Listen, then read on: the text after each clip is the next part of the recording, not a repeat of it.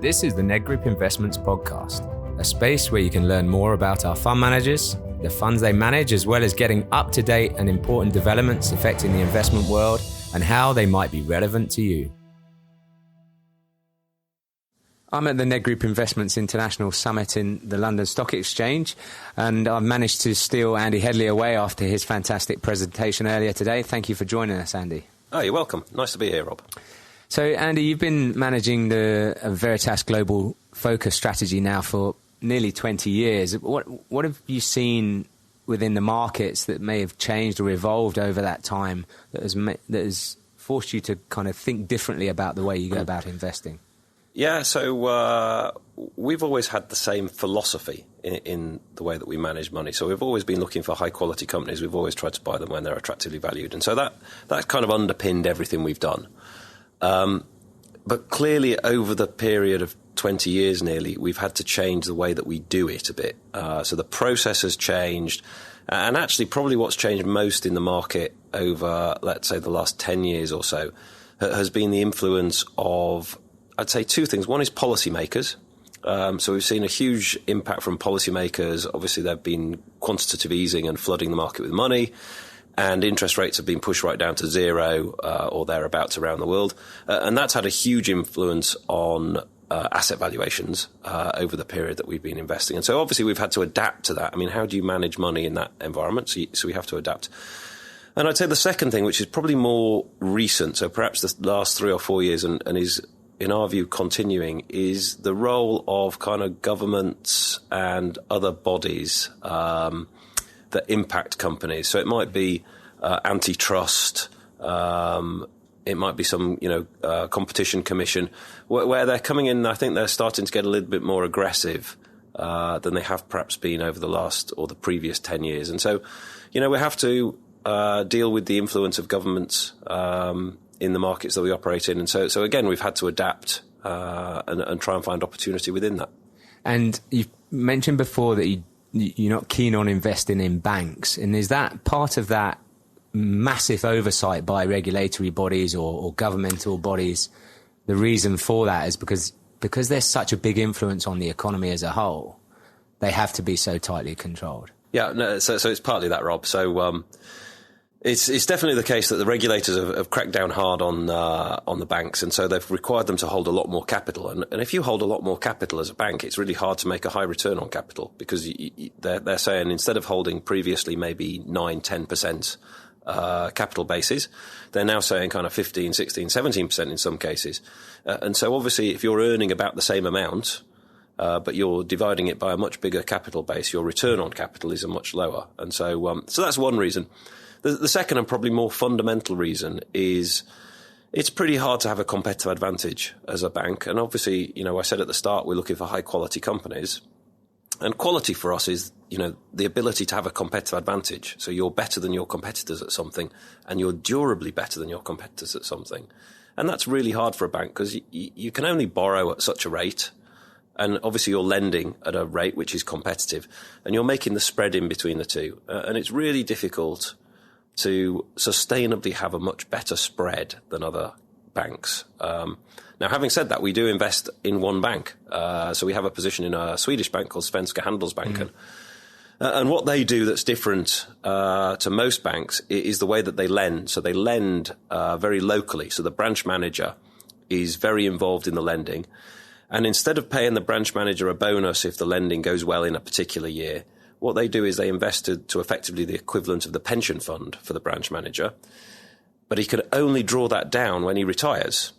So in other words, it encourages very long-term lending and making sure that they actually have a low bad debt. And so they do actually have a structural advantage, because their bad debts tend to be a lot lower than their competitors. But generally speaking, banks are a difficult area for us to find competitive advantage.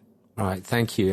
And earlier today you talked about the threat of disruption and how that helps you narrow your focus towards quality companies. And so what areas do you think are slightly immune to disruption, or the various disruptions that you spoke about today? Yeah, so you've got to find areas where you feel that they're super safe over a kind of 20, 30-year horizon. And there are quite a few areas, actually, that we think are pretty safe over that horizon. It's just finding them when they're attractively valued. So, taking some examples, things like ratings agencies, fabulous businesses, they're going to be fine over the next 20 years. A lot of infrastructure businesses. So if you operate a toll road, that'll be fine over 20 or 30 years. Maybe we'll move to electric cars, but people will still need toll roads. If you own airports, we own Aena, which owns and operates all the airports in Spain.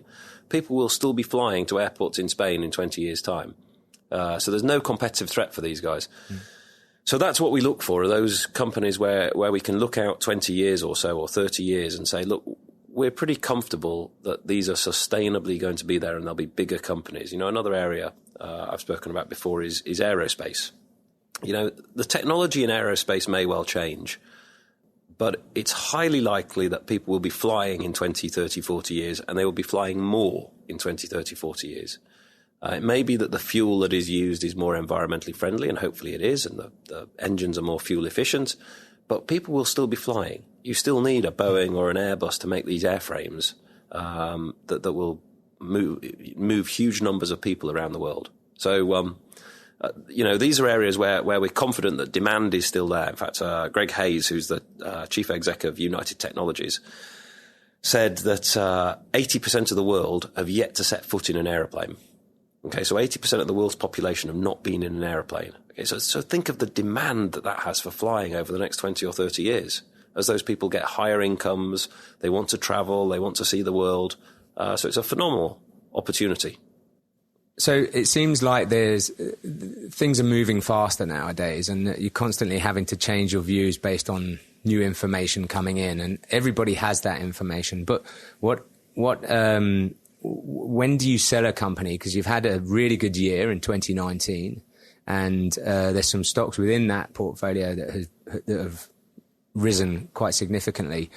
When do you actually sell a stock? Yeah, it's a really good question. So we've always been what we call value disciplined, which means that we're looking to generate a certain level of annualized rate of return in every company that we invest in. And so we carry a valuation for each company that we invest in that we would sell at.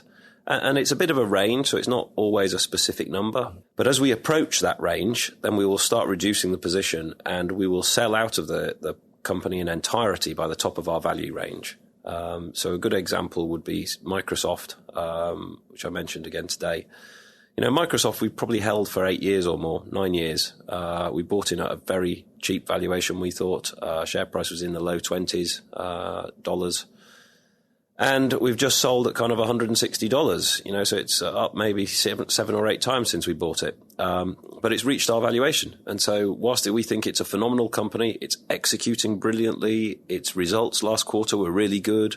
There was no catalyst for us to sell. There was nothing that's going wrong. But we think that there's a lot baked into the share price already that means that the return from here going forwards won't be as good as we've enjoyed in the past. And so it's reached our valuation that we sell at. And you constantly review whether there's new information to push your valuation higher, but that's not the case with Microsoft. So obviously, since we've held Microsoft, the business has changed dramatically. So when we first bought it, Steve Ballmer was the chief exec. That moved to Satya Nadella. He has a very different culture within the firm. They've invested hugely in the cloud, so they've moved the business on much more. They've become a much more open business, so they give the code to other developers, which means that they've given themselves a greater market. So the total addressable market for them is much larger. So lots has happened during our period of ownership, and that's allowed us over that period to continually increase our intrinsic value as we've seen these things become successful. But then there becomes a point where everything that we can see is in the shop window. And if everything we can see is in the shop window and reflected in the share price, and we can't see an opportunity for them to really grow substantially more, then at that point we don't have the opportunity to increase our intrinsic value. So then at that point we have to abide by our kind of sell discipline and value discipline and actually sell the position. And then last question from me today, and we talked about it earlier during the conference.